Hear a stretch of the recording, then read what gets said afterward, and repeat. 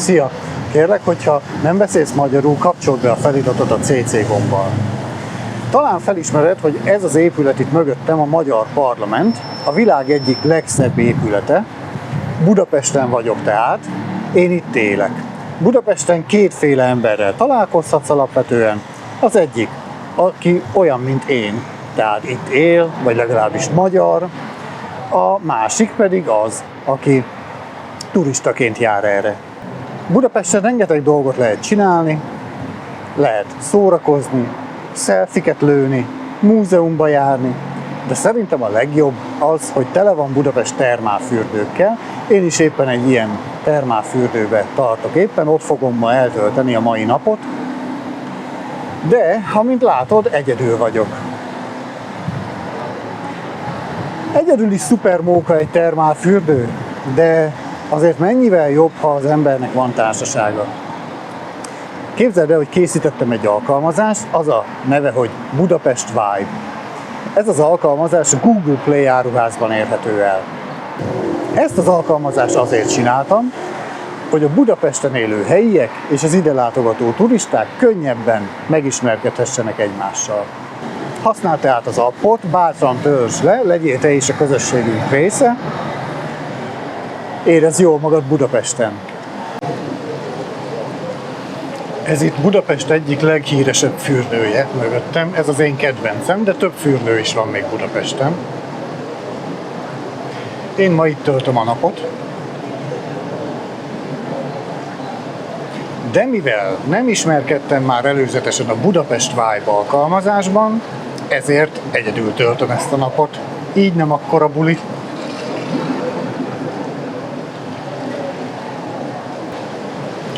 Ezért neked mindenképpen javaslom, hogyha jössz Budapestre, ismerkedj a helyiekkel vagy más turistákkal, hogy együtt tudd élvezni ezeket a fürdőket.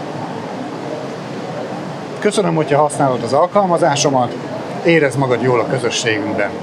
Ja, és külön köszönet a 5 pontos értékelésekért.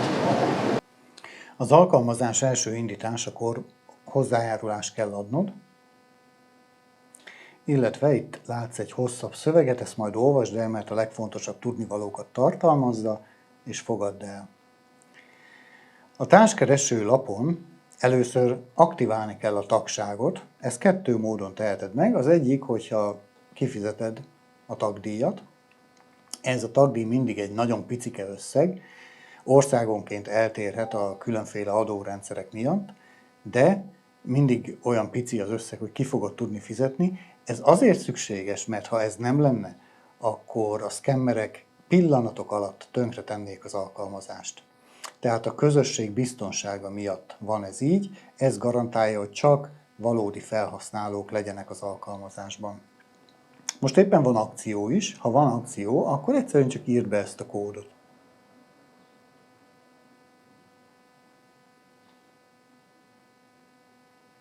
Már is hozzáférek a társkeresőhöz, de mivel a profil adataimat még nem adtam meg, ezért azzal kell folytatnom.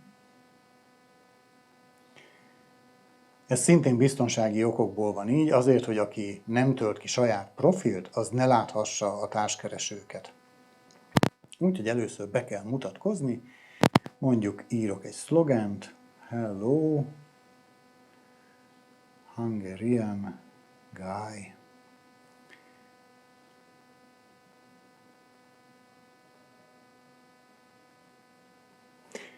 Majd amikor te töltöd ki a saját adataidat, egy kicsit többet írjál magadról, minél többet írsz magadról, annál nagyobb sikered lesz a közösségben. Mondjuk legyek én most budapesti.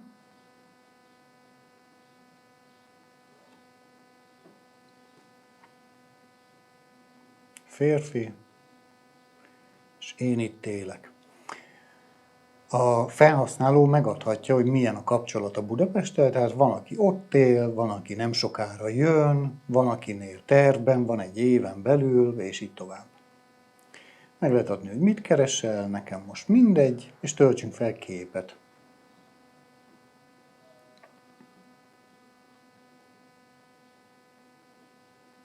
Így, egy képet feltöltöttem, és meg is történik az automata mentés. Itt van egy kívánságlista, itt megadhatom, hogy én mondjuk nőt keresek, mondjuk ebben a kortartományban. Ennek csak annyi a szerepe, hogy a társkeresők fogják majd látni a te adatlapodon, amit itt megadsz. Ha nem szeretnéd, hogy valaki lássa, hogy te mit keresel, akkor egyszerűen rejtsd el ezt a funkciót.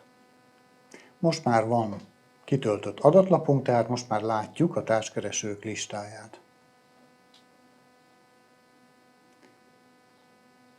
Ha érdekel egy társkereső, már is írhatsz neki, csak figyelj rá, hogy te majd többet írj, mint amennyit én most írtam, mert csak egy lehetőséged van jó benyomást tenni, meg kell várni ugyanis a választ ahhoz, hogy folytatni tudd a beszélgetést.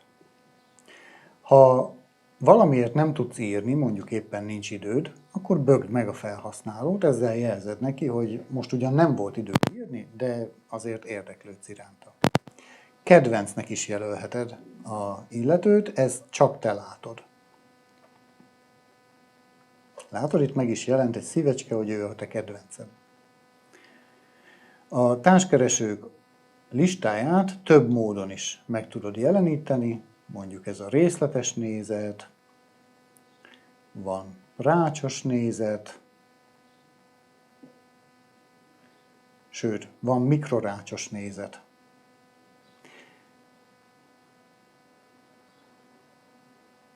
A társkereső oldalon lassú húzással tudsz az üzeneteid és a társkeresők listája között navigálni.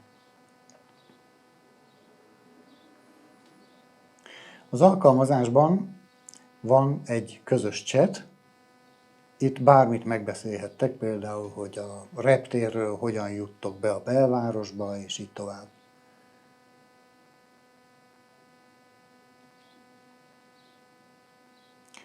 Van egy hasznos információkat tartalmazó oldal is, például a fürdőkről találtok benne egy szakaszt, vagy például a tömegközlekedésről, és így tovább. Ez hasznos lehet, hogyha Budapesten jársz. Van egy információs oldal, itt elolvashatod a szabályokat és tudnivalókat, és, ami talán a legérdekesebb, hogy színtémát módosíthatsz. Most én éppen a rózsaszínre állítottam.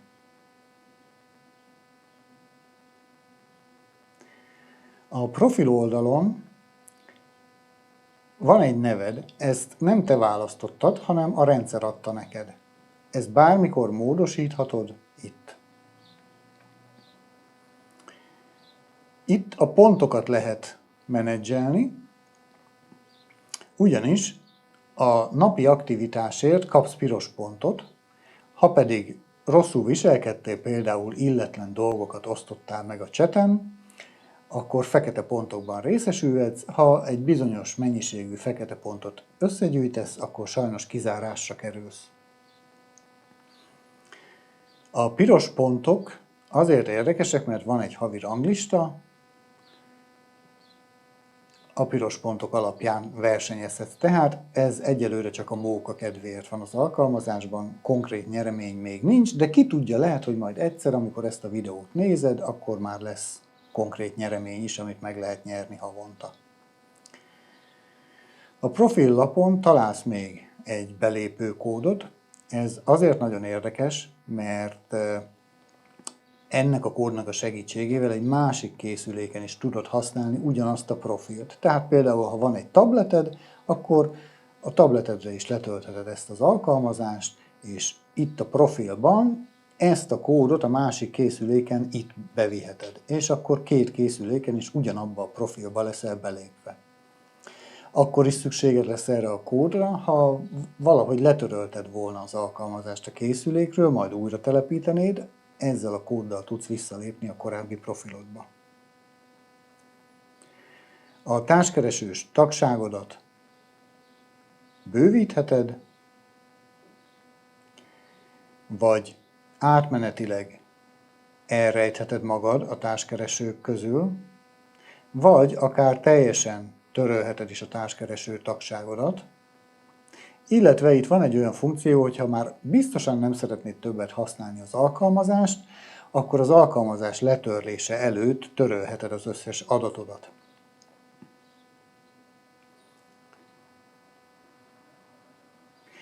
Ez az alkalmazás azért nagyon jó, mert ha tudod, hogy te mondjuk már 2 hét múlva jössz majd Budapestre, akkor előre tudsz ismerkedni. Ami nagyon fontos lehet, hiszen amikor megjelensz itt Budapesten, akkor majd lehet, hogy már lesznek barátaid, akikkel elmehetsz fürdőbe, vagy bulizni, és így tovább. Tehát nem helyben kell kapkodni és sietve ismerkedni, hanem már előre ismerkedhetsz. Ennyi lett volna az alkalmazás bemutatója. Remélem, hogy tetszik, örülök, hogyha használod az alkalmazást, külön köszönet az 5 csillagos értékelésekért, és kívánom, hogy találd meg azt, akit szeretnél ebben az alkalmazásban. Talán még a szerelem is rád talál.